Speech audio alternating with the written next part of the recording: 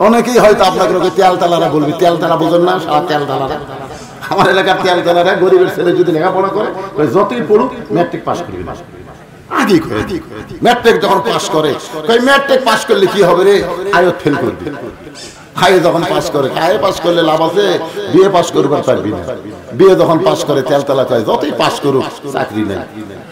পরে যখন চাকরি পায় যতই চাকরি পায় থাকবি না। যখন বহুদিন চাকরি থাকে তখন তেল তালা কি কয়, যতই চাকরি করুক আমার সঙ্গে পারবি। মানে তেল তালা খালি উপরে থাকবার চাই, নিচে বলবার চাই না। সমাজের মধ্যে এরকম তেল তালা আছে না? নাই তেল তালা। এই শালা তেল তালারা এখন 4টা দল হয়ে গেছে। 1 নম্বর হলো তারা গুজব লীগ, জোরে কোন কি লীগ। 2 নম্বর হলো তারা আফসোস, আগে ভালো আছিল, আগে ভালো আছিল, মেরে খাওয়া হচ্ছিল, আফসোস করতেছে না, তার নাম হলো কি লীগ? আফসোস লীগ। আর একটা আছে হতাশা লীগ, জোরে বলেন কি লীগ। আর পোলা আছে আওয়ামী লীগ।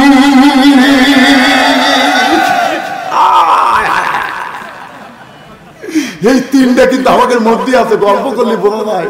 আফসোস করে, বুঝবি না, আফসোস ধরা দেয় না। ওই যে আওয়ামী লীগ শালা ধরা দেয় না, কথাবার্তা ধরা দেয়। আর একটা হলো গুজব। এই ঢাকার খবর জানিস, ঢাকা ডক্টর নুসরাত বেশি থাকা পাচ্ছিল, শালা গুজব। আর একটা হলো হতাশা। এই 3টা বর্তমানে আমাদের সমাজত আছে, কিন্তু পয়লা গেছে আওয়ামী লীগ। কখন এরা কোন স্রোতে আমাদের কাছে আসবে আল্লাহ ভালো জানে। তবে শুনে নেন, নূহ থেকে শুরু করে ফেরাউন থেকে শুরু করে আজ পর্যন্ত যত স্বৈরাচারী পালাইছে তারা আর কোনোদিন ফিরে আসতে পারেনি। হাসিনার জন্য গোটা বর্ডার খুলে দিল, হাসিনার বাংলাদেশে কোনোদিন ফিরে আসবে না। এই হাসিনার চান্দাগুলো আমাদের বাংলাদেশকে অস্থির করার জন্য গুজব ছড়াই করে কথা ঠিক কিনা?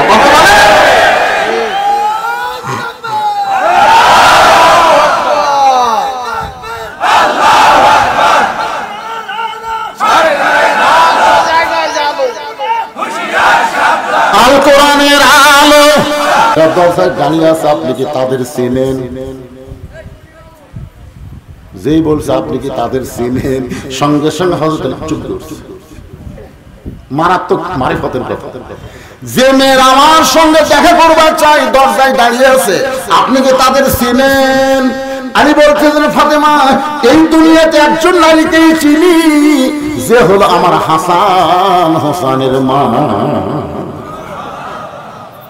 যদি আলী বলতো আমি চিনি। একদিন আমার বউরে কইলাম, আমার চাচাতো ভাই, বউটা ভালোই পছন্দ।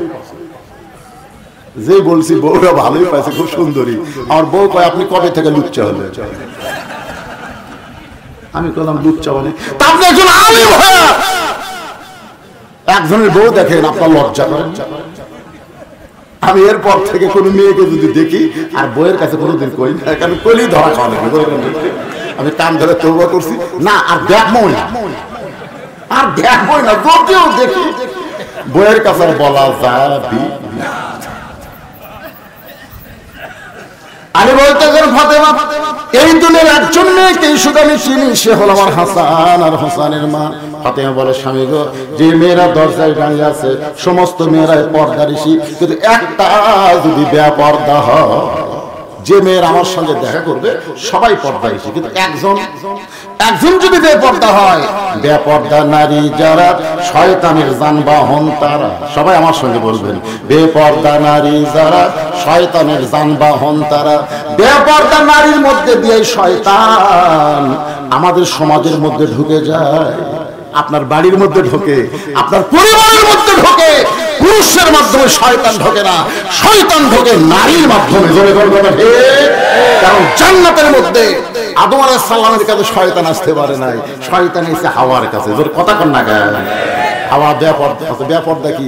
ওলা তাকরাবা হাদিস সাদারা ফাতাকুনা মিনাজ জালিমিন। ওই গাছের কাছে যায়ও না, গাছের দিকে তাকায়ও না, গাছের দিকে তাকালে পর্দার খেলাফ হবে। যেই বলছে গাছের দিকে তাকায় না, তখন থেকে হাওয়া শুরু করছে। গাছের কি মাল আছে? তাকায় দেখে স্বামী আদম একটু দূরে গেছে, ওই সুযোগে হাওয়া আস্তে আস্তে গাছের কাছে গেছে। গাছের কাছে যেই গেছে তখন ইবলিস শয়তান মতো তাও মারছে। যাক, এই মদের জন্য আমি পারি আজ যে আদম সাইজ করে মদ গেরে, আসলে আদমকে শয়তানের বাহিরের ক্ষমতা নেই কিছু করতে পারে, হাওয়ার মাধ্যমে আদমকে সাইজ করছে। তোরে কথা বল না কেন? হ্যাঁ, আজকে পৃথিবীর কোন পুরুষকে শয়তান ধ্বংস করতে পারবে না যদি তার বিবিরা পর্দার মধ্যে থাকে। আর বউ যদি বেপর্দা হয়ে যায়, এজন্য আমার সঙ্গে সকলে একটু বলবেন, বেপর্দা নারী যারা শয়তানের যানবাহন তারা। হাতে বলে স্বামী গো, যে মেয়েরা দরজায় দাঁড়িয়ে আছে তাদের মধ্যে একটা যদি বেপর্দা নারী থাকে, আর ওই বেপর্দা নারী এই পর্দা নিশির ভিতরে বসে যদি আমার চেহারা দেখে, যদি বাহিরে গিয়ে কোনো পরপুরুষের কাছে বলে, কারণ বেপর্দা নারীর কাছে পরপুরুষ কোনো ফ্যাক্টর, ওই মেয়েটা যদি বাইরে যায় বলে আমি গেছিলাম গো ওই পর্দা নিশিকের সাথে ফাতেমার দেখতে, ফাতেমার চোখের গুরু এইরকম, ফাতেমার বুকের চেহারা এইরকম, ফাতেমার কান এইরকম, আমি ফাতেমার সারা জীবন পর্দার মধ্যে থাকলাম, কিন্তু একটা বেপর্দা নারীর কারণে আমি বাহিরে পরপুরুষের কাছে পরিচিত হলাম। এইটা আমি কখনোই হব না। মেয়েদের সঙ্গে দেখা করতে হলো ফাতেমাকে পর্দার ভিতরে দেখা দিতে হবে। বলে স্বামী, আমি ফাতেমা আমার বাবার কথা অনুযায়ী পুরুষের 1 নম্বর হলো নামাজ, আর নারীদের 1 নম্বর হলো পর্দা। আমার বাবা যেদিন থেকে বলেছে সেদিন থেকে আমি ফাতেমা পর্দাকে এমন ভাবে গ্রহণ করেছি। আসলে ফাতেমা গভীর রাত্রে পর্দার মধ্যেই দুনিয়া থেকে কিন্তু বিদায় নিতে ধরে, কোন কথা ঠিক কি না? হযরত আলী গভীর রাত্রে ফাতেমাকে দাফন করেছে। দাফন করার পরে আল্লাহর কাছে কাঁদতেছে, আল্লাহ আমার ফাতেমা সারা জীবন পর্দার মধ্যে থাকলো, পর্দার মধ্যে তাকে দাফন করলাম, তার পর্দাটা তুমি তোমার দরবারে কবুল করে নাও। এই দোয়া করার পর হযরত আলী তাকায় দেখে কয়েকটা পুরাতন কবর দেখা যায়। এই মাত্র ফাতেমার কবর, এই নতুন কবর নাই, গোটা জান্নাতুল বাকি দৌড়ায় বলে ফাতেমার কবর, ফাতেমার কবর।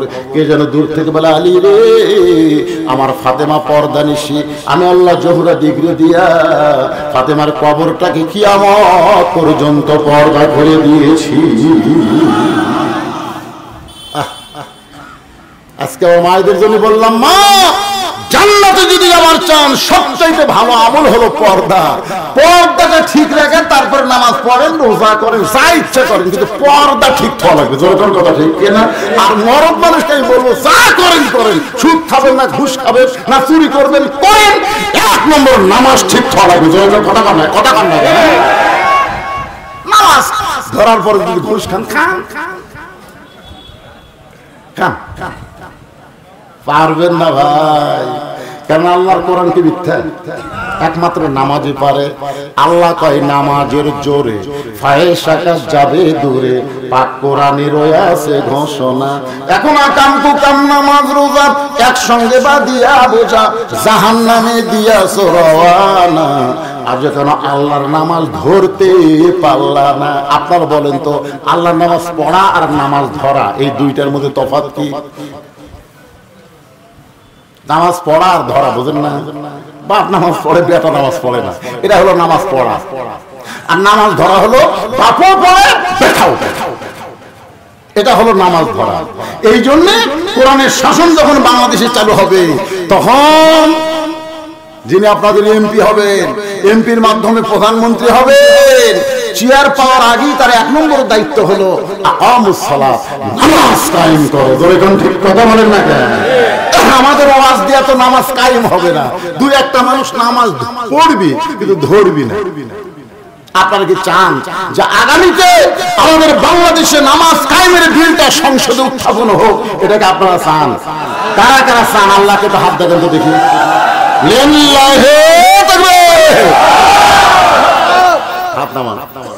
এখন যারা নামাজ পড়ে না তারা কি এক বিপদে পড়লো।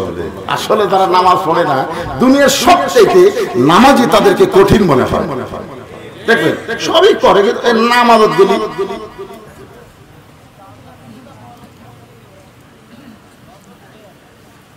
কি কয় বাবা?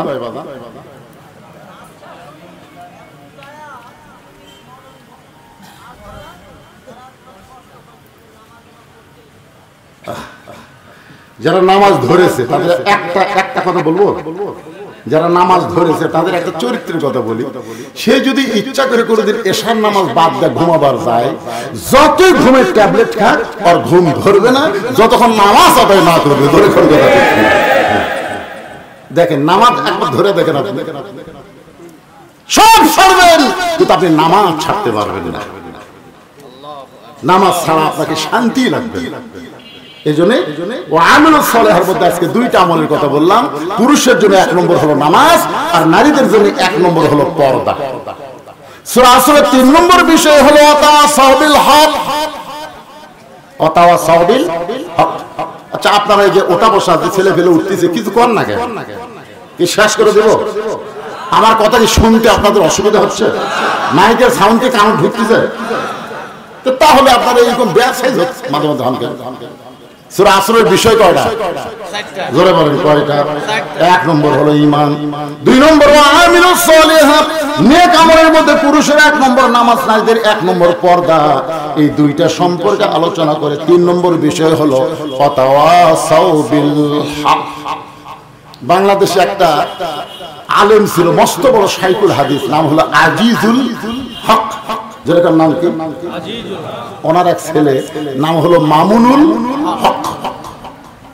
আপনারা বলেন তো, এই 2 হক 2 ধনীর জেলখানা ঢুকছিল কি অপরাধে? কথা কয় না রে, বাংলাদেশের লোক কথা কয় না রে। এই মামুনুল হকের বাপ আজিজুল হককেও কিন্তু হাসিনা সরকার জেলের মধ্যে ঢুকেছিল। জোরে করে কথা ঠিক কিনা? ওযু করার পানি পর্যন্ত দেয়নি। শাইখুল হাদিস যিনি বুখারী শরীফ বাংলা অনুবাদ করেছেন, সেই শাইখুল হাদিসকে জেলের মধ্যে ঢুকাইছিল এই হাসিনা সরকার। ওযুর পানি দেয়নি, তার ছেলেকেও জেলখানায় ঢুকালো। আপনারা বলেন তো কি অপরাধে? অনেকেই হয়তো আপনাকে তেল তালারা বলবে, তেল তালা বোঝেন না? সারা তেল তালারা, আমার এলাকার তেল তালারা গরিবের ছেলে যদি লেখাপড়া করে, যতই পড়ুক ম্যাট্রিক পাস করবি না। আগে ম্যাট্রিক যখন পাস করে, ম্যাট্রিক পাস করলে কি হবে রে? আয়ত ফেল করবি। আয়ে যখন পাস করে, আয়ে পাস করলে লাভ আছে, বিয়ে পাস করবার পারবি না। বিয়ে যখন পাস করে তেলতলা কয় যতই পাস করুক চাকরি নেই। পরে যখন চাকরি পায় যতই চাকরি পাক থাকবি না। যখন বহুদিন চাকরি থাকে তখন তেলতলা কি কয়? যতই চাকরি করুক আমার সাথে পারবি। মানে তেলতলা খালি উপরে থাকবার চাই, নিচে বলবার চাই না। সমাজের মধ্যে এরকম তেলতলা আছে না? তেলতলা, এই শালা তেলতলারা এখন 4টা দল হয়ে গেছে। 1 নম্বর হলো তারা গুজব লীগ, জোরে কোন কি লীগ। 2 নম্বর হলো তারা আফসোস, আগে ভালো আছিল, আগে ভালো আছিল, মেরে খাওয়া হচ্ছিল, আফসোস করতেছে না, তার নাম হলো কি লীগ? আফসোস লীগ। আর একটা আছে হতাশা লীগ, জোরে বলেন কি লীগ। আর পয়লা আছে আওয়ামী লীগ।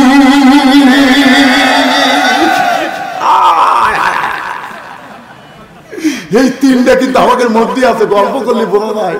আফসোস করে, বুঝবি না? আফসোস ধরা দেয় না, আওয়ামী লীগ শালা ধরা দেয় না, কথাবার্তা ধরা দেয়। আর একটা হলো গুজব। এই ঢাকার খবর জানিস? ঢাকা ডক্টর নুসরাত বেশি থাকা পাচ্ছিল, শালা গুজব। আর একটা হলো হতাশা। এই 3টা বর্তমানে আমাদের সমাজত আছে, কিন্তু পয়লা গেছে আওয়ামী লীগ। ঠিক কিনা? কখন এরা কোন স্রোতে আমাদের কাছে আসবে আল্লাহ ভালো জানে। তবে শুনে নেন, নূহ থেকে শুরু করে ফেরাউন থেকে শুরু করে আজ পর্যন্ত যত স্বৈরাচারী পালাইছে তারা আর কোনোদিন ফিরে আসতে পারবে। হাসিনার জন্য গোটা বর্ডার খোলা দিল, হাসিনার বাংলাদেশে কোনোদিন ফিরে আসবে না। এই হাসিনার চান্দাগুলো আমাদের বাংলাদেশকে অস্থির করার জন্য গুজব ছড়ায়। ধরে কথা ঠিক কিনা?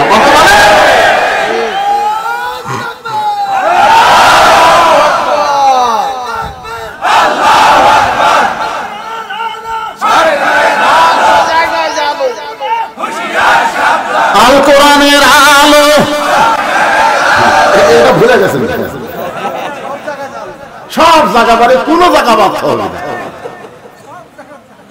খালি সংসদ কোরআনকে সব জায়গা বললে আর ওরা কিছুই মনে করবে না। একটু মনোযোগ দিয়ে শোনেন। 3 নম্বর বিষয় হলো তাওয়াসাউ বিল হক। আমি এতক্ষণ কিন্তু যে এক সারের উপর যার উপর তকবীর হলো, আমি কিন্তু কিছু হক কথা কইছি। হক মানে কি? সত্যি কথা কয় না, সত্যি কথা। আপনার বলেন তো এই কোরআন কি? কুল জাল হক ওয়া যাহাকাল বাতিল ইন্নাল বাতিলা কানা যাহুকা। আমি আপনাদেরকে অনুরোধ করব, এই যে মাঝে মধ্যে আসে বসে দৌড় দেয় আবার সে বসে, এই কামটা করেন না। এই দুটা বিষয় অন্তত মনোযোগ দিয়ে শোনা লাগে ভাই, কারণ সামনে আমাকে শুভ দিন, চিন্তা ভাবনা করে নিন। ধরে কোন কথা ঠিক করে এই জন্য এই আগেকার দুটো ইমান আর আমল যা শুনতেন এই পরকার দুটো সাবজেক্ট একটু মনোযোগ দিয়ে শোনা লাগবে বাদান। কারণ হাকিম ভাই আমার সাথে দেখা করে গেছে, এই শোনাই লাগবে রে সোনার চানিরা। আপনারা কোন তো এই যারা কোরআনের আন্দোলনের নেতা হয়ে আপনাদের কাছে মাঝে মধ্যে আসে, আগামী ইলেকশনে যাবার চাই, এদের বিরুদ্ধে একটা কথা কোন তো যে হুজুর এরা অমুকের টাকা মারছে, অমুকের এই জিনিস চুরি করে খাচ্ছে, এরা অমুকের মেয়ে ধর্ষণ করছে, একটা কোন কথা কয় কথা বললেন। আল্লাহর কোরআনের দল যারা করে তারা যদি কোনো অন্যায় করে, বর্তমান জামাত ইসলামের আমির একজন জ্যান্ত আল্লাহর ওলি, যেরকম কথা ঠিক করে। হ্যাঁ, আপনি ইয়ার কি করতেছেন? ফাউল আউল ফাউল লোককে এই দলের মধ্যে কোনো জায়গা হবে না। তুমি সাপোর্ট করবার পারো, কিন্তু নেতা হবার পারবা না। এই দলের যে ঠিক মতো কাজ কাম করবে, লেগে থাকবে, কোরআন হাদিসকে গ্রহণ করে নিবে, সে যদি ফকিরেরও বাচ্চা হয় তারও আমির হওয়ার যোগ্যতা আছে। তুমি কোটিপতি হয়ে, ডাক্তার হয়ে, ব্যারিস্টার হয়ে ঢুকেই কো আমি এমপি নাম, এত সহজ না। কারণ সব দলের টাকা বন্ধ হলে ওই দল মানুষ কমে যাবে, কিন্তু এমন ইসলামী দল এদের টাকা বন্ধ হলেও এরা জীবন দিয়ে আল্লাহর দল করবে। কথা কি আবার বুঝতেছেন? অথবা সাওবিল হক, হক কথা বলতে হবে, হক পথে চলতে হবে। হকের পথে চলতে গিয়ে নানা রকম বিপদ আপদ মুসিবত আসতে পারে। আল্লাহ কোরআনে বলেছেন, ওয়ালা নাবলুওয়ান্নাকুম বিশাইইন মিনাল খাউফি ওয়াল জুই ওয়া নাকসিম মিনাল আমওয়ালি ওয়াল আনফুসি ওয়াস সামারাতি ওয়া বাশশিরিস সাবিরিন। অথবা সাওবিস সবর, সূরা আসরের 4 নম্বর বিষয়। যৌবনকারী হিসাব দিয়ে তোমরা জান্নাতে যাও। তাই যুব সমাজকে বলবো, বাদান এখন থেকেই তোমরা নামাজ শুরু করো। যে মেয়েটার কোনদিন বাচ্চা হয় নাই, পেটে বাচ্চা আইছে, আপনার বলেন তো তার প্রসব বেদনা আছে না নাই? ধরে কান মায়ের পায়ের তলে, মায়ের পায়ের তলে সন্তানের কি? আচ্ছা, বাপের পায়ের তলে সন্তানের জান্নাত আছে? নাই। পুরুষ মানুষের পায়ের তলে জান্নাত নাই। আগেকার বক্তারা একটু বেশি খেদমত পাওয়ার জন্য একটা ভুয়া হাদিস বলতেছিল যে স্বামীর পায়ের তলে স্ত্রীর জান্নাত। এটা কিন্তু ভুয়া কথা। স্বামীর পায়ের তলে স্ত্রীর জান্নাত, এটা কি কথা? জোরে কান, কি কথা? আসল কথা হলো কোন পুরুষের পায়ের তলে জান্নাত নাই। জান্নাত হলো নারী, আর সেই নারী যদি মা হয়। এখন প্রসব বেদনা যখন শুরু হয়েছে, আমার বউকে আমি বলছিলাম, কে গো প্রসব বেদনা যখন শুরু হয়ে যায় ব্যথাটা কোন দিকে? আমি মনে করছি নিজটা বাচ্চা হয়তো ওই দিকে হয়তো ব্যথা হয়। আমার বউ বলে, স্বামী গো আপনি পুরুষ মানুষের নারীর ব্যথা শুনে কি করবেন? মানে বক্তা মানুষ হয়তো ওয়াজি বলা লাগতে পারে। আমার বউ কয়ে যখন ব্যথা শুরু হয়ে যায়, ব্যথাটা কলিজা থেকে শুরু হয়, এমন ব্যথা শুরু হয়, মেয়েটা অধৈর্য হয়ে কখনো বলে আমি গলার দড়ি দিব, আমি বিষ খাবো, এই কষ্ট আর আমি সহ্য করতে পারবো না। এখনো বাচ্চা হয়নি, নতুন মা হবে, কষ্ট সহ্য করবার না পাইরা চিৎকার করে বল আমি গলায় দড়ি দিব, বিষ খাবো। দাদি নানি দৌড়ে এসে ঘরের মধ্যে ধাক্কা দিয়ে তোলে, কেন বিষ খাবি, কেন গলার দড়ি ধরবি? সবর, ধৈর্য ধর, ধৈর্য ধর, ধৈর্য ধর। মায়ের পায়ের তলে সন্তানের জান্নাত। যদি সন্তান মায়ের পায়ের তলে জান্নাত পায়, এত বড় নিয়ামত আল্লাহ মাকে দান করেছে। মা হতে হবে, বিষ খেলে চলবে না, গলার দড়ি দিলে চলবে না, মা হওয়া লাগবে। ধৈর্য ধর, সবর, ধৈর্য ধর।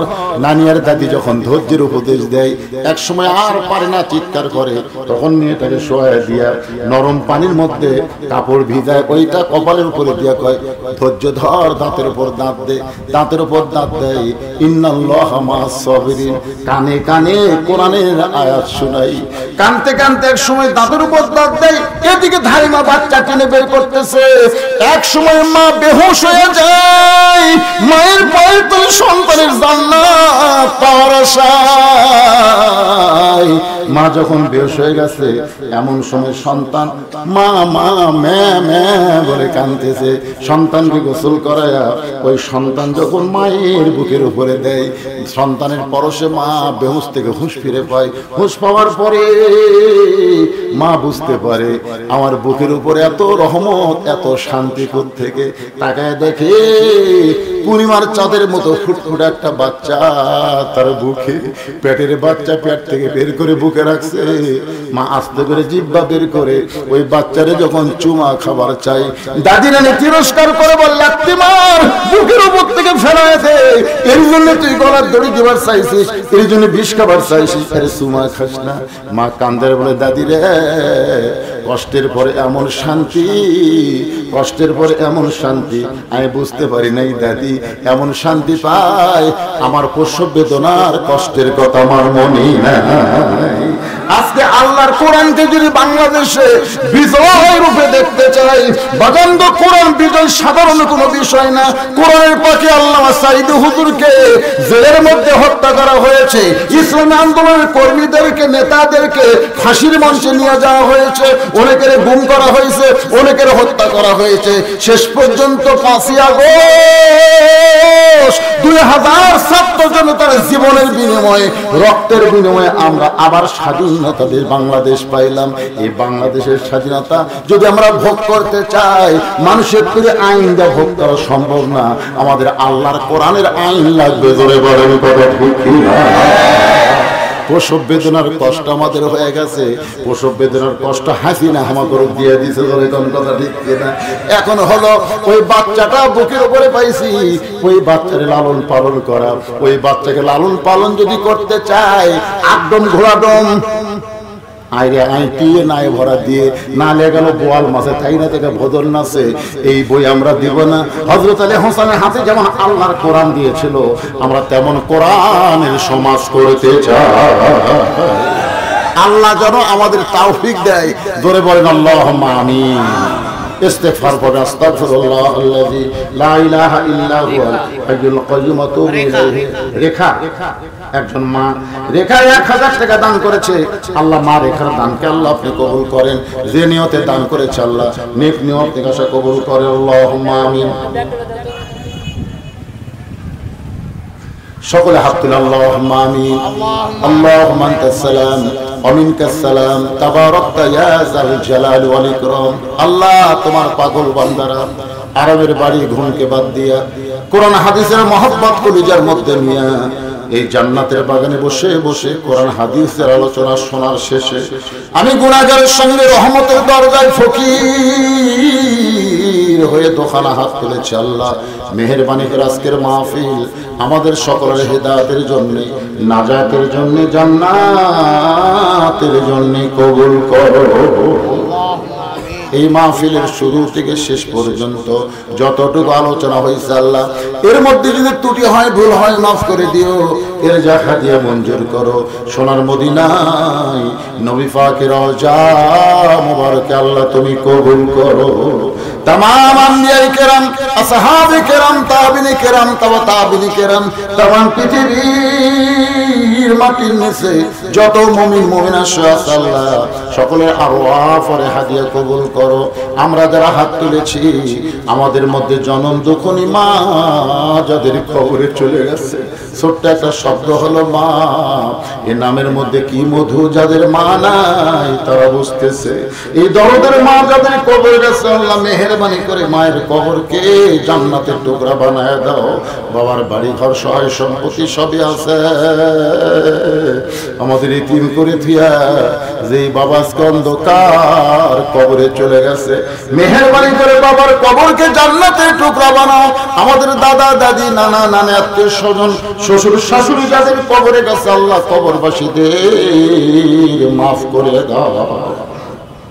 আল্লাহ যে যুব সমাজ কষ্ট করে মেহনত করে তোমার ঘরকে উন্নতি করার জন্য আজকের জান্নাতের বাগান লাগাইছে আল্লাহ, এই যুবকদেরকে আমরা খাস করে দোয়া করবো আল্লাহ তাদেরকে 5 ওয়াক্ত নামাজি কবুল করে নাও। পর্দার অন্তরের আমার যে সমস্ত মা বোনেরা শুনেছে আল্লাহ বেদা সালিয়া পর্দানিশী ফাতেমার চরিত্র দান করে দেন আল্লাহ। আমাদের মধ্যে আমরা যারা অসুস্থ আছি আল্লাহ সুস্থতার নিয়ামত দান করো আল্লাহ। কোরআনের বাংলাদেশ হিসেবে কবুল করো আল্লাহ। আগামীতে এই বাংলাদেশে কোরআনের সমাজ চলবে, এই দৃশ্য আমাদেরকে দেখার তৌফিক দিয়ে দাও আল্লাহ। আসমানি বেলা আসমানে নাও, জমিনের বেলা জমিনে ডাবায় দাও আল্লাহ। খাস করে এই ভবানীপুর পাবনা পাড়াকে আল্লাহ তুমি কবুল করে নাও আল্লাহ। তোমার ঘরে নগদে কি শাওনার সাইদুল কি মারা গেছে? আচ্ছা আচ্ছা, শাওনার সাইদুল দোয়া চেয়েছে আল্লাহ, তাদের জন্য দোয়াকে কবুল করে নাও মাওলানা। যারা কষ্ট করে মেহনত করে এত সুন্দর আয়োজন করেছে তোমার মসজিদের উন্নয়ন কল্পে, নগদে বাকিতে যারা দান করেছে সকলের দানগুলোকে জান্নাতের বিনিময়ে কবুল করে নাও আল্লাহ। মায়েদের মধ্য থেকে দান করা হয়েছে, বাবাদের মধ্য থেকেও দান করেছে, যুবকেরাও দান করেছে আল্লাহ। কে কোন নিয়তে দান করেছে সকলের নেক নিয়ত নেক আশাকে আল্লাহ তুমি কবুল করে নাও। আজকের মাহফিলের সম্মানিত অতিথিদের কবুল করো। আজকের মাহফিলের সভাপতি সহসভাপতিকে আল্লাহ তুমি কবুল করো। মসজিদ কমিটির সভাপতি, সেক্রেটারি, কেশিয়ার সদস্য, ইমাম, মুয়াজ্জিন, মুসল্লি এবং খতিবকে আল্লাহ তুমি কবুল করে নাও আল্লাহ। সমস্ত আলেমান আমাদের কবুল করো। আমি গুনাহগার বলে দোয়া ফেলে দিও না আল্লাহ। এতগুলো মানুষের মধ্যে যার দুইখানা পছন্দ হয় সে দুই হাতের উসিলায় গোটা মাহফিলকে কবুল করো। মৃত্যুর সময় আমাদের জবানে জারি করে দিও লা ইলাহা ইল্লাল্লাহু মুহাম্মাদুর রাসূলুল্লাহ সাল্লাল্লাহু আলাইহি ওয়াসাল্লাম। আসসালামু আলাইকুম ওয়া নু'মিনু বিহি ওয়া নাতাওয়াক্কালু আলাইহি ওয়া নাউযু বিল্লাহি মিন শুরুরি আনফুসিনা ওয়া মিন সাইয়্যাতি আ'মালিনা। من يهدي الله فلا مضل له ومن يضلله فلا هادي له। সকলে জবান খুলে বলেন আশহাদু আল্লা ইলাহা ইল্লাল্লাহু ওয়াহদাহু লা শারীকা লাহু وأشهد أن محمدا عبده ورسوله الذي أرسل رسوله بالحق بشيرا ونذيرا وداعيا إلى الله بإذنه وسراجا منيرا. فقد قال الله تعالى في كلامه المجيد والفرقان الحميد. জবান খুলে সকলে পড়েন আউযু বিল্লাহি মিনাশ শাইতানির রাজীম. বিসমিল্লাহির রহমানির রহিম. والعصر إن الإنسان لفي خسر إلا الذين آمنوا وعملوا الصالحات وتواصوا بالحق وتواصوا بالصبر. إن الله وملائكته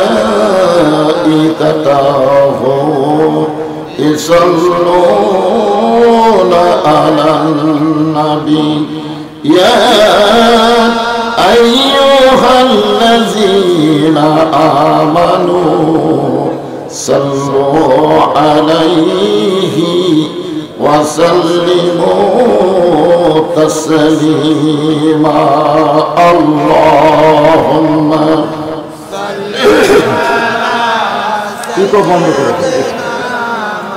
مولانا محمد وعلى آل سيدنا شفيعنا مشرق حب محمد সকলে বলি সাল্লাল্লাহু মতলায়ে দিওয়ানি মা মতলায়ে খুরশিদ ইশকাস সিনায়ে সুজানি মা বলাগল উলা বিকামালিহি كشف الدجى بجماله حسنت جميع خصاله صلوا عليه وآله اللهم آمين জান্নাতের বাগান থেকে জান্নাতি মানুষদেরকে নিয়ে আমি গুনাহগার তোমার রহমতের দরজায় দুখানা হাত তুলেছি আল্লাহ। হাসরের ময়দানে জব্বার কাহার নামে রূপ নিয়ে তুমি যখন বিচার শুরু করবে, তোমার সামনে দাঁড়ায়া সমস্ত নবীর নাফসি নাফসি বলে কাঁদতে থাকবে। এমন কঠিন অবস্থা হাসরে হবে, সেদিন সমস্ত নবী তার উম্মতকে ভুলে যাবে, শুধু বলবে আল্লাহ আমার কি হবে, আমার কি হবে। একমাত্র দরদি নবী শাফাতের কান্ডারি ইয়া রব্বি হাবলি উম্মতি বলে সেজদায় পড়ে যাবে। সেই কঠিন মুসিবতের সময় আজকের এই মাহফিলকে ওসিলা করে আমাদের সবাইকে রাসূলের উম্মতের কাতারে আল্লাহ কবুল করে নিও। সুবহান রাব্বিকা রাব্বিল ইজ্জাতি আম্মা ইয়াসিফুন ওয়া সালামুন আলাল মুরসালিন الحمد لله رب العالمين لا إله إلا الله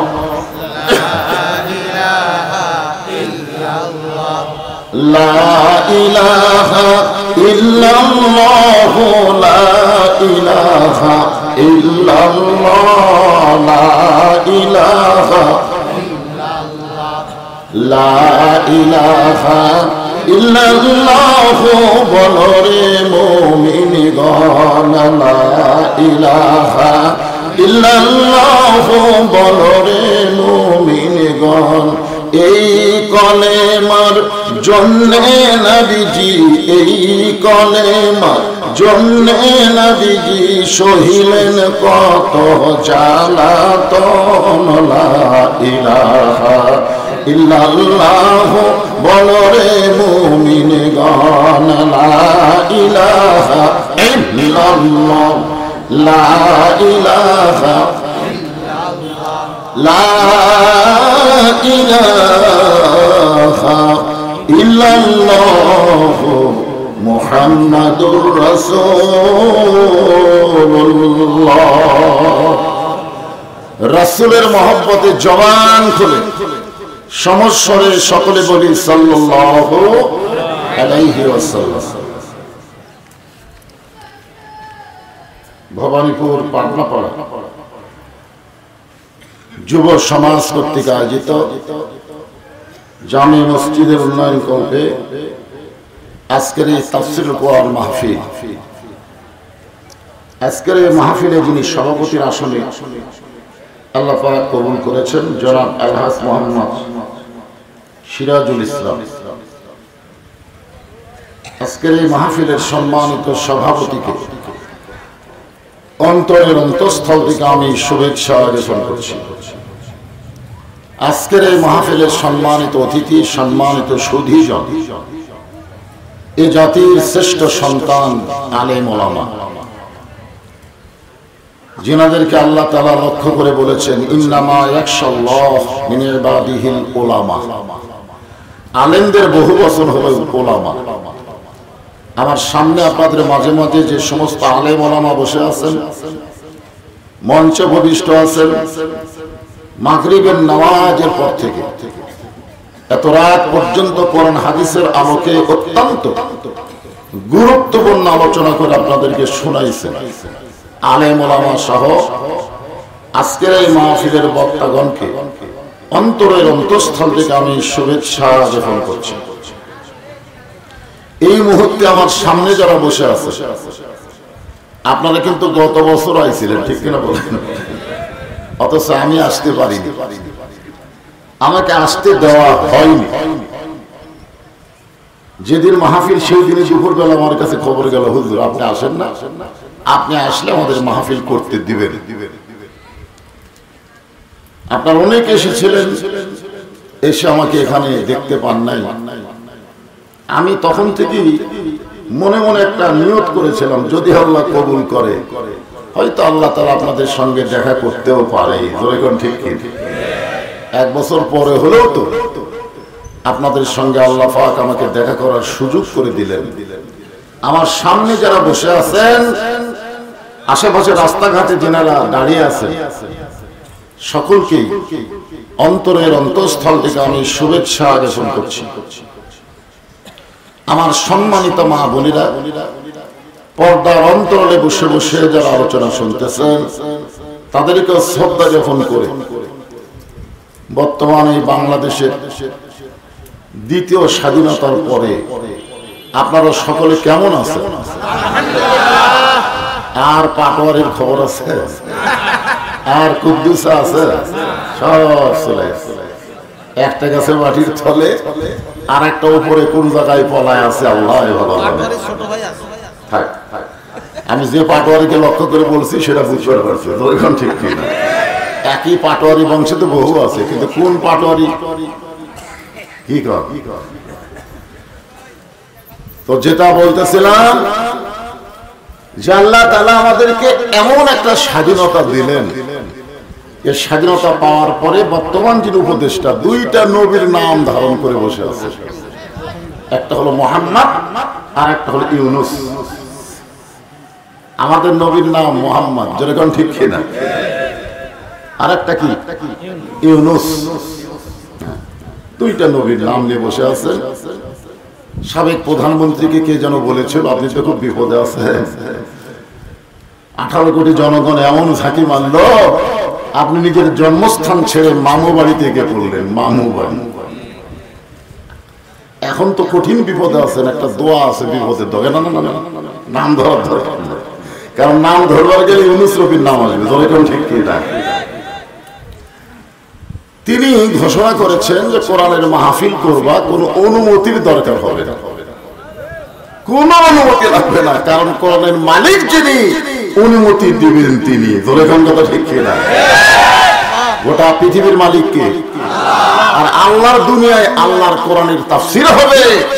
জালেমদের কাছে অনুমতি নেওয়া যে কত কষ্ট, যারা মাহফিল করেছে তারা বুঝতে পেরেছে। এরকম একটা পরিবেশে আল্লাহ পাক আমাদেরকে কবুল করেছেন। খুশি না বেজার? শারীরিক সুস্থতা সহকারে মানসিক প্রশান্তি লাভের জন্য আজকের এই জান্নাতের বাগানে যে আল্লাহ কবুল করেছেন, আমরা সে আল্লাহর প্রতি শুকরগুজার করছি। সকলে বলি রব্বানা লাকাল হামদ, হামদান কাসীরান তাইয়িবান মুবারাকান ফীহি। আমরা আল্লাহর প্রশংসা করার বহু কারণের মধ্যে 1 নম্বর কারণ যে আল্লাহ আমাদেরকে জন্মগতভাবে মুসলমানের ঘরে কবুল করেছে। 2018 সালে এটা নওগাঁ জেলার সাপাহারে একটা হিন্দু আমার হাতে হাত রেখে কলেমা পড়ে মুসলমান হলেন। আমি ওরে বললাম যে তুমি মুসলমান হলে কি দেখে? তুমি একজন হিন্দু মানুষ, তুমি মুসলমান হইলে কি দেখে? বলে আমার বাবার মৃত্যু দেখে। আমি বললাম তোমার বাবার মৃত্যু কিভাবে দেখলা? বলে হুজুর আমার বাবা যখন মারা গেল তখন আমার দায়িত্ব হলো বাবার মুখে আগুন দেওয়া লাগবে। তখন কি দেওয়া লাগবে? আমার বাবার নিচে স্তরে তরে খড়ি সাজাই দিয়া, কাঠ সাজাই দিয়া, ওই কাঠের উপরে আমার বাবাকে রাখলো। গোটা শরীর আঁটে না বলে আমার বাবার 2 পা এনে ভেঙে ফেললো মরমা দিয়া, এর উপর আবার কাঠ সাজাই দিয়া তারপরে আমাকে বললো মুখে আগুন দাও।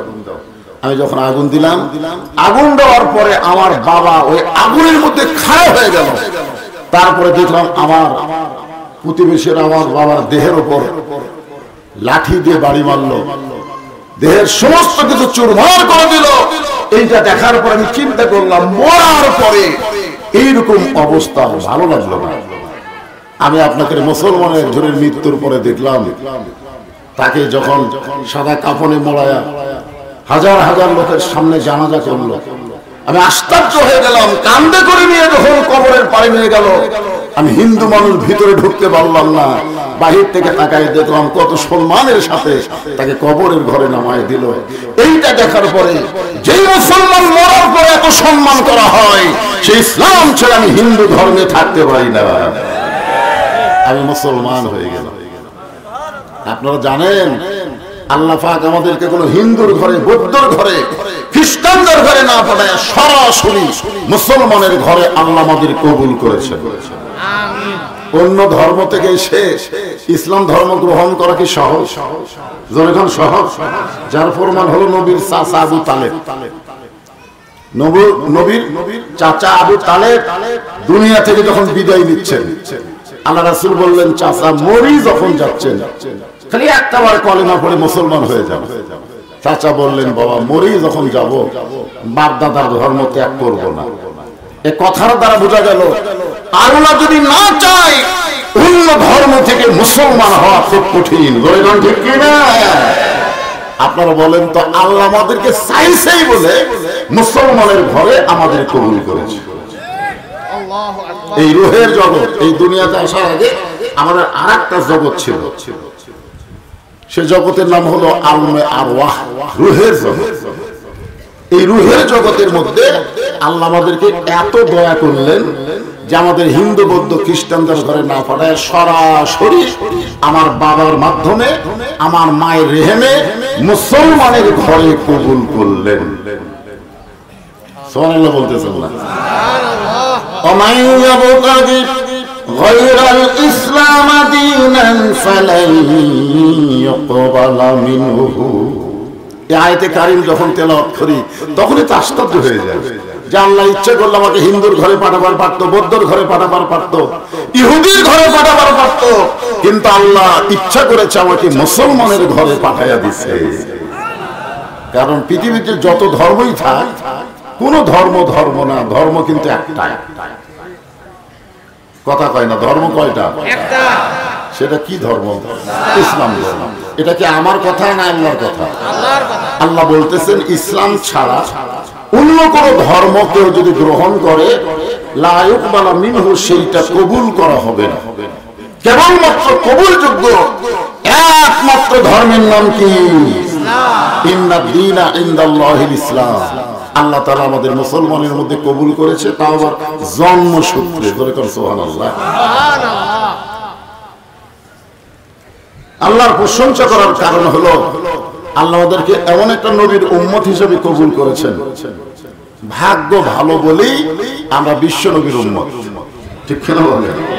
এই দামি মনোমতের মধ্যে কি বললাম যে হাসরের ময়দানে আল্লাহ যখন জাব্বার কাহার নাম রূপ নিয়ে বিচার শুরু করবেন, ওই সময় বাবা আদম থেকে ঈসা আলাইহিস সালাম পর্যন্ত সমস্ত নবীরা তাদের উম্মতকে ভুলে যাবে। তাদের যে উম্মত আছে ও কথা মনেই নেই। তারা খালি আল্লাহর সামনে বলবে, আমার কি হবে, আমার কি হবে, আমার কি হবে। নবীরা নিজে বাঁচার জন্য ব্যস্ত থাকবে, উম্মতের দিকে তাদের কোনো খেয়াল থাকবে না। আর ভাগ্য গুণে আমরা এমন একটা নবী পাইছি, যেই নবী নিজের কথা বলবে না, সব সময় উম্মতের কথা বলবে। সব সময় বলেন, সব সময় উম্মতের কথা বলবেন। যখন আজরাইল জান কবজ করবার আইছে নবীর কাছে, তখন নবী কাঁদতেছিলেন। আজরাইল বলেন, ইয়া রাসূলুল্লাহ, আপনি কাঁদেন কেন? আপনাকে দেহ থেকে জানটা কবজ করে আল্লাহর আরশে নিয়ে যাওয়া হবে। ধরে কোন সুবহানাল্লাহ। আল্লাহ পাক আপনার জন্য ইন্তজার করতেছে, আল্লাহ আপনার অপেক্ষায় আছে। নবী বললেন, জিবরাইল একটু করে দাঁড়িয়েছিল ফেরেশতা জিবরাইল নবীর কাছে এসে বলে, আসসালামু আলাইকা ইয়া রাসূলুল্লাহ। হুজুর আমারে ডাকলেন কেন? বলে আমার কথা তো সরাসরি আল্লাহর সাথে হয় না, তোমার মাধ্যমে একটু আল্লাহর কাছে আমি জানতে চাই, আমার জানটা কবজ করার আগে আমার উম্মতের ব্যাপারে আল্লাহর খবর কি? আমার উম্মতের ব্যাপারে ভালো খবর না নিয়ে আমি নবী দুনিয়া ছাড়তে চাই না। সুবহানাল্লাহ বলবেন না? দেখেন দুনিয়া ছেড়ে যখন আরশে গেল, আল্লাহ পাক আমাদের নবীকে জান্নাত দেখার একটা হুকুম দিলেন। নবী যখন জান্নাতের মধ্যে গেলেন, এত পরখ করে জান্নাত দেখতেছেন, ফেরেশতা জিবরাইল বললেন, হুজুর আমি বুঝবার পারছি জান্নাত দেখে আপনি খুবই খুশি, আপনি যদি জান্নাত থেকে বের না হন আল্লাহ আপনাকে বার করে দিবে না, কারণ আল্লাহ বলেছেন ফাদখুলুহা খালিদিন, কেউ যদি একবার জান্নাতে প্রবেশ করে আল্লাহ তাকে চিরস্থায়ী জান্নাত দিয়ে দিবে, যদি আপনি বার না হন আল্লাহ বার করে দিবে না। ফেরেশতা জিবরাইল বললেন, এই বছর হলো আপনার কষ্টের বছর, যেই বছর রাসূল মেরাজ করেছেন সেই বছরে রাসূলের জীবনে কষ্ট হলো তিনটা। জোরে বলেন কয়টা? চাচা মারা গেল, দরদী বিবি খাদিজা বিদায় নিলেন। 3 নম্বর কষ্ট হলো তাইফের ময়দানে গিয়ে রাসূল কলেমার দাওয়াত দিবার গিয়ে রক্তাক্ত হয়ে গেলেন, সেই বছরই মেরাজ হয়েছে। আল্লাহ রাসূল বলেন, জিবরাইল আমি এমন ভাবে জান্নাত দেখতেছি, তুমি কি মনে করছো আমার জন্য? আমি জান্নাত দেখতেছি আমার গুনাহগার উম্মতের জন্য। আমি রাসূল সেই দিন জান্নাতে থাকার নিয়তে ঢুকবো যেদিন আল্লাহ সমস্ত উম্মতকে জান্নাত দিয়ে দিবে। চিন্তা করে দেখেন, যেই নবী নেতা জান্নাতে গিয়েও আমাদের কথা বলে নাই, দুনিয়া থেকে বিদায় নেওয়ার কালে আমাদের কথা বলে নাই, আমরা সেই নেতা বাদ দিয়ে কোন নেতার পিছনে ঘুরবো? যে নেতা বিপদে পড়লে বাংলার সমস্ত কর্মীদেরকে রেখে শুধু নিজের বোনকে নিয়ে পালায় যায়। ঠিক না? স্বার্থপর কারে কয়? এই বাংলার লোকেরা স্বার্থপর কারে কয়? সবাইকে রাইখা বিপদের মধ্যে ফেলে দিয়ে চলে গেছে মামু বাড়িতে। জোরে কোন কথা ঠিক কিনা? আর এরা বাংলাদেশ থেকে খালি আপা আপা করতেছে, মেয়া মেয়া করতেছে। হায় হায়, এই জন্য এমন একটা নবী পাইছি ভাগ্য গুণে। সুবহানাল্লাহ বলেন। নবী না হয়ে দুনিয়ার না হয়ে ফেরেশতা আল্লাহর হয়েছি উম্মত আপনার, তার তরে শুকুর কোটিবার আলহামদুলিল্লাহ। কি রে ভাই, ইকো দাও, সাউন্ডটা ক্লিয়ার করে দাও, তাহলে হবে। ইকো দেওয়া লাগবে। আর যারা বাইরে আছেন আমি তাদের বলবো, বাইরে থেকে না শোনার চেষ্টা করে ভিতরে আসে। মাহফিলের মাইকের মানে ক্ষতি করে হলো বাহিরের শ্রোতারা, ঠিক মতো শোনা যায় না, ঠিক মতো শোনা যায় না, মানে যারা ঠিক মতো শুনতেছে তাদেরকেও ঠিক মতো শুনতে দিবে না। আপনারা বলেন তো, বাহিরে থেকে লাভ না লস? 12টা ডিম দিয়ে মুরগির তলে বসায় বসায় আমাদের গ্রামগঞ্জের মেয়েরা করে। মুরগির তলে ডিম দিয়েছে 12টা, বাচ্চা হয়েছে 9টা। চিন্তায় পড়ে গেল, 12টা ডিম দিলাম, 9টার বাচ্চা হলো, কারণ কি? একজন বুদ্ধিজীবী বলতেছে এই 3টা ভিতরে থাকেনি, মানে বুকের নিচে থাকেনি, খালি সাইড মারছে, এই জন্য 3টা থেকে বাচ্চা হয়নি, এটা পচে গেছে। তো সামিয়ানার নিচে হলো মুরগির বুকের তল, বাইরে থাকা মানে পচার লক্ষণ। বাইরে থেকে ওদের কথা না শুনে বক্তার কথা শুনে, আমার কথা মতো সাইন্ড যারা আছে তারা সবাই ঠিক মতো শুনতে পারে। ইকো মিকো কিছু দেওয়া লাগবে না। বুড়া মানুষের ইকো লাগে, ইকো লাগে ইয়ং জেনারেশনের বক্তা, তারা ইকো ছাড়া ওয়াজ করে না, তারা বুঝতেছেন না। আমার ইকো মিকো কিছু লাগবে না, একটু মনোযোগ দিয়ে শুনবেন। আল্লাহর প্রশংসা করার কারণ হলো যে কোরআন থেকে আমরা তাফসীর শুনবো, যেই কোরআনের প্রথমে আল্লাহ বললেন যালিকাল কিতাবু লা রাইবা ফীহি হুদাল লিল মুত্তাকিন।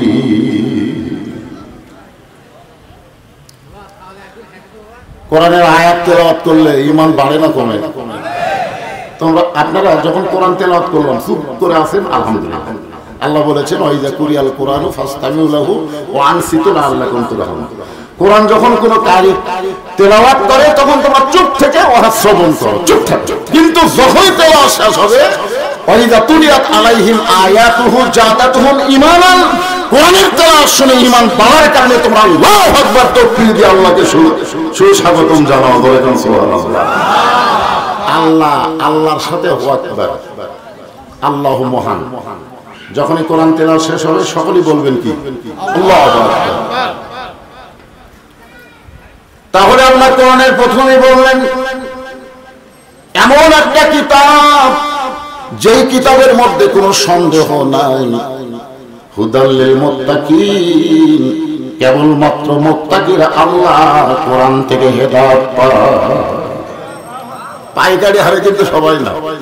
আপনারা মনে করছেন যে সবাই আল্লাহর কোরআন থেকে হেদায়েত পাবে? না। কোরআন থেকে হেদায়েত পেতে গেলে মুত্তাকি হওয়া লাগবে। জোরে করে কি হওয়া লাগবে? মুত্তাকি। হ্যাঁ, মুত্তাকি হতে হবে। এদিকে কথা কে বলে বাবা? এই যে ওই ভাইরা দেখবে তো, একটু সাইড হবে। আপনারা বলেন তো মুত্তাকির ব্যাখ্যা কোরআনে আছে না নাই? এই আয়াতের পরে আল্লাহ বলেছেন মুত্তাকির এক নম্বর বৈশিষ্ট্য হলো আল্লাযীনা ইউমিনুনা বিল গায়ব, অদৃশ্যের প্রতি বিশ্বাস স্থাপন করা লাগবে। আমরা কি আল্লাহ কোনদিন দেখছি? জীবন, আমার ভিতরে যে জীবন আছে এইটা কোনদিন দেখছি? আপনারা কি বিশ্বাস করেন জীবিত মানুষ আপনার দেহের মধ্যে জীবন আছে? এটা কি বিশ্বাস করেন? কেমনে বিশ্বাস করেন? অনুভবের মাধ্যমে। একটা জীবিত মানুষ মাত্রই অনুভব করে তার দেহের মধ্যে জীবন আছে। ঈমানদার মাত্রই অনুভব করতে পারে গোটা বিশ্ব জগৎ মিলে আল্লাহ বিরাজ করতেছে। এই জন্য না দেখা আল্লাহকে বিশ্বাস করতে হবে। না দেখা জীবনকে যেমন আপনি বিশ্বাস করেন, তেমনি ঈমানদার এক নম্বর বৈশিষ্ট্য হলো আল্লাযীনা ইউমিনুনা বিল গায়ব, অদৃশ্যের প্রতি বিশ্বাস স্থাপন করা। আমাদের দুই কাঁধে দুইটা ফেরেশতা আছে, এটাকে আপনি বিশ্বাস করেন? আচ্ছা, দুই ফেরেশতার ওজন কত? ওজন জানেন না? ফেরেশতাদের কোনো ওজনই নাই, কারণ নূরের কোন আলোর কোন ওজন হয়? মানুষের ওজন আছে কিন্তু ফেরেশতার ওজন নাই। এই জন্য দুই কাঁধ দুটো বসে আছে, কিন্তু আমরা কিছুই বুঝতে পারি না। তোমার দুই কাঁধে দুই মোহরি লিখিতেছেন ডায়েরি, দলিল দেখে রায় দিবে, টাকা পয়সার নাই কারবার।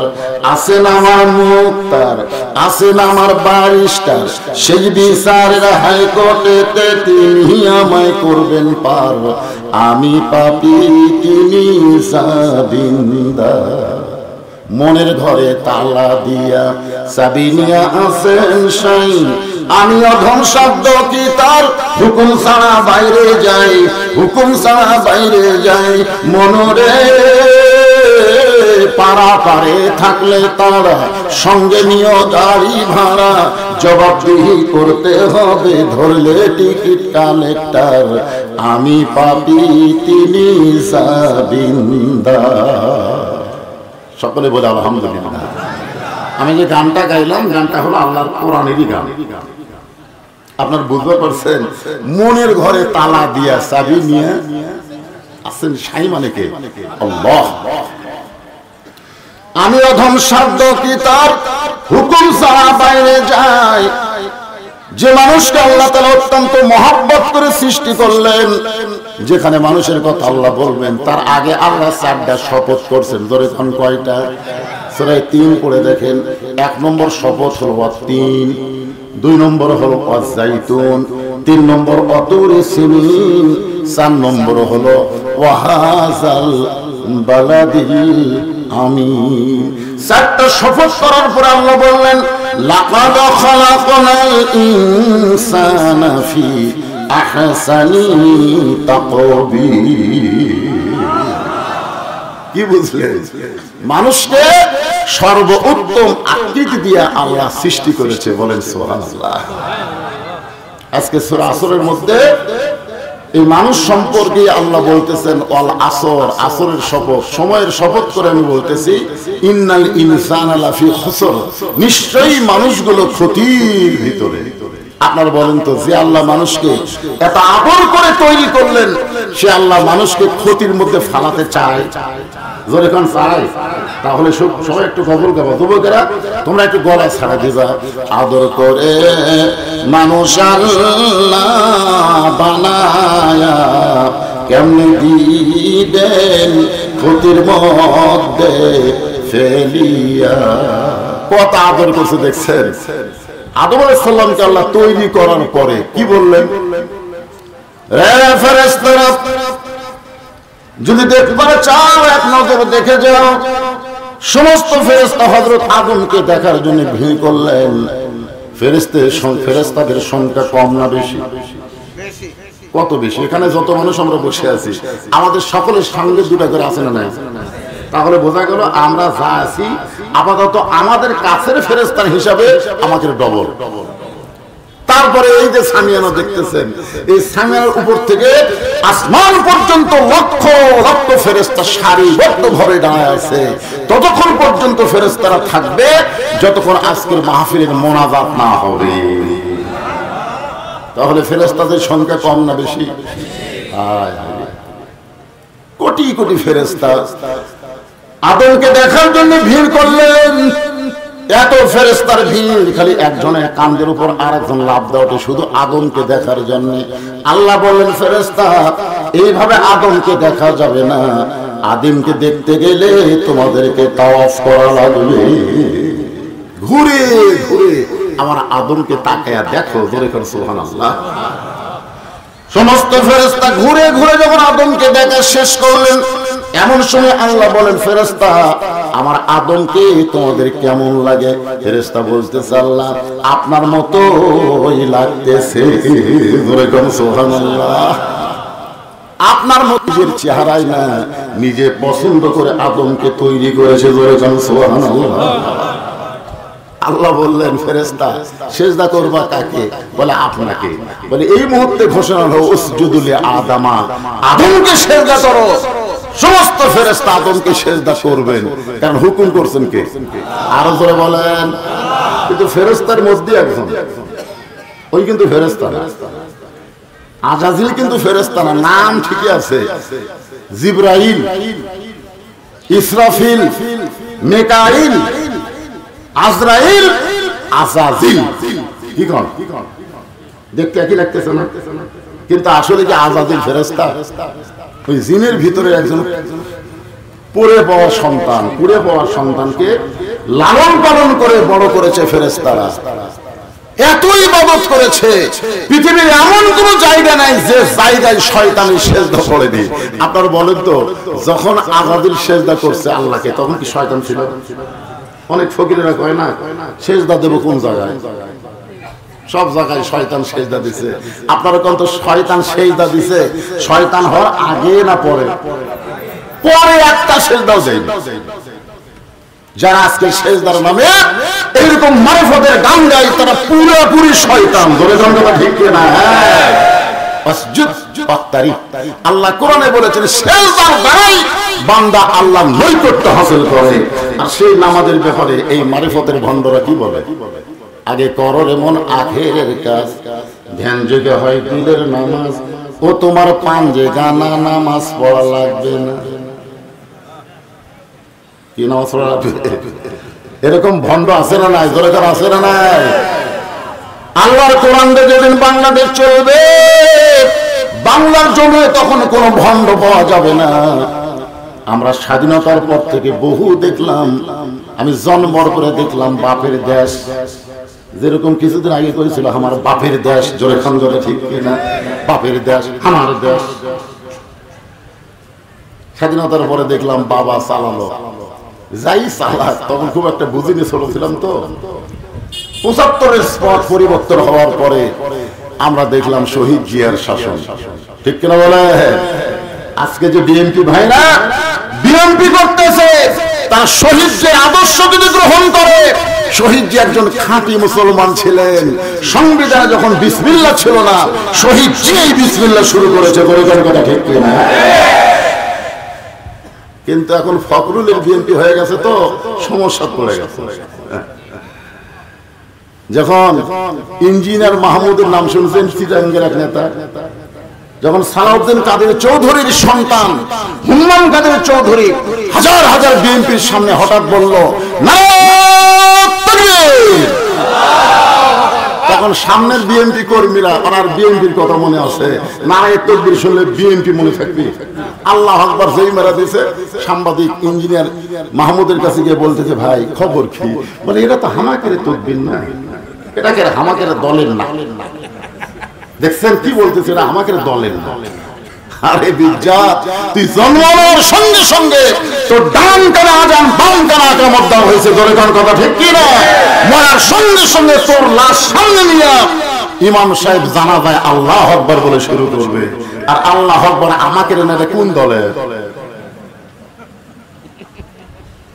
এই জন্য বাংলাদেশের বড় বড় দল আওয়ামী লীগ বিএনপি এরা দেখবেন ভুলেও আল্লাহু আকবার কবার চায় না, বলে কোন ঠিক কিনা? ওরা কি দিয়ে মিছিল শুরু করে দেখছেন? ওকে মিছিল শুরু করে দেখছেন আওয়ামী লীগের আমরা কি দেখছি, জয় আল্লাহ। আর আমরা মুসলমান বলবো নারায়ে তাকবীর।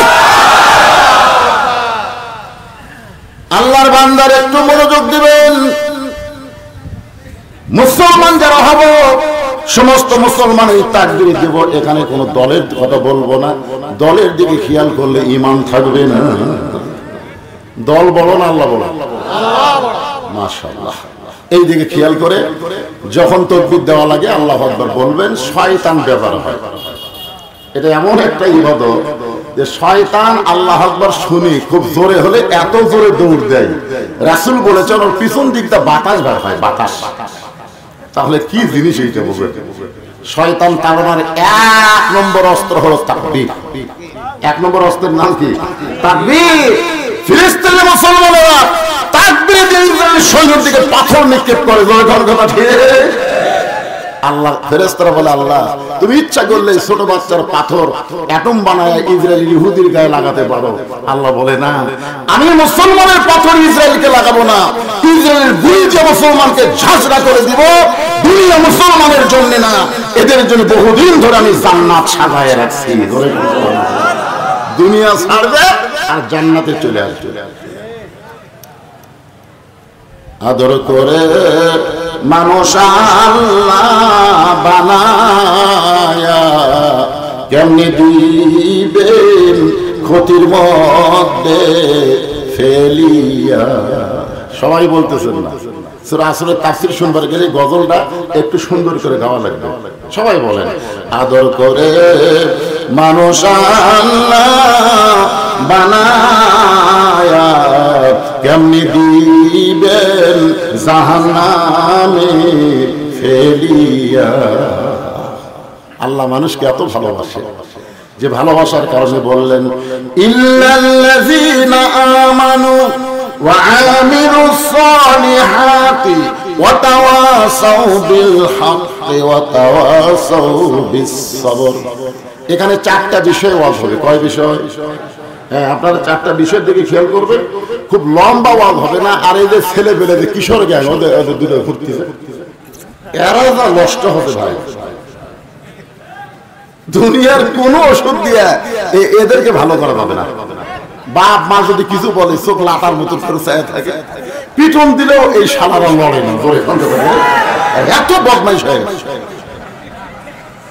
দুই চারজন বাপ আমার কাছে বলে হুজুর এই বাচ্চাগুলো তো ভালো করার কোনো ওষুধ পাচ্ছি না। আমি বললাম মা দোয়া করেন, সমস্ত যুবক কিশোরদের ভালো করার ওষুধের নাম হলো আল্লাহর কোরআন। জোরে কোন কথা ঠিক? আল্লাহর কোরআনটা যেদিন বাংলাদেশ চলবে এরকম ঘোরাঘুরির কোন সুযোগ থাকবে। এশার নামাজের পরে ঘুমায় দাও, যাদের লেখাপড়া আছে লেখাপড়া করো, রাস্তাঘাটে ঘোরার কোনো সুযোগ নেই। আল্লাহ রাসূল বলেছেন এশার পরে ঘুমায় যাবা, কারণ ফজরের জামাত তোমাদেরকে আদায় করা লাগবে। খালি ঘরে কোরআনের মাহফিলে বসে না, ঘুরতেছে কি। আমরা একটা গান শুনছিলাম অনেক আগে, চাবি বাইরা দিছে সাইরা জনম ভরা ঘুরিতাছে, মন আমার দেহ ঘড়ি সুন্দর করে বানাইছে কোন কারিগরে। শোনেন যে গানগুলো শোনেন, গানের যা কঠিন অর্থ ভাই। চাবি মাইরা দিছে সাইরা জনম ভরা ঘুরিতাছে, এই ঘোরাও কিন্তু একদিন বন্ধ হবে, হবে না ভাইজান?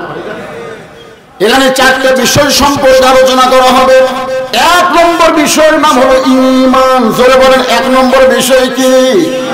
দুই নম্বর বিষয় হলো ভালো আমল, সুন্দর আমল। আর তিন নম্বর বিষয় হলো হক কথা বলা, হক পথে চলা।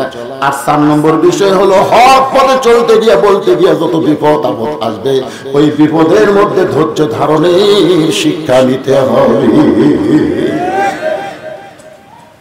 তো এখন শহীদ জিয়ার পরে আমরা দেখলাম চাচা, এরশাদ চাচা। তোর এখন কোন চাচা?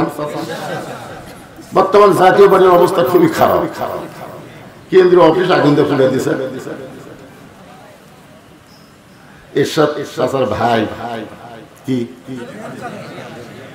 জিএম কাদের চৌধুরী খালি বলতে, তো আমি ভুল করেছি, আমি ইচ্ছা করে ভোটার টানাচ্ছি, আমার ভোট রাইফেল ধরেছিল। কি বলতে পারলাম?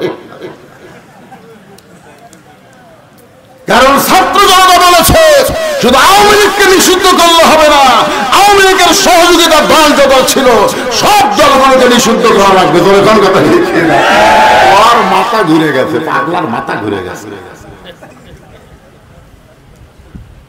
9 বছর চাচা আমাদের বাংলাদেশকে শাসন করেছে।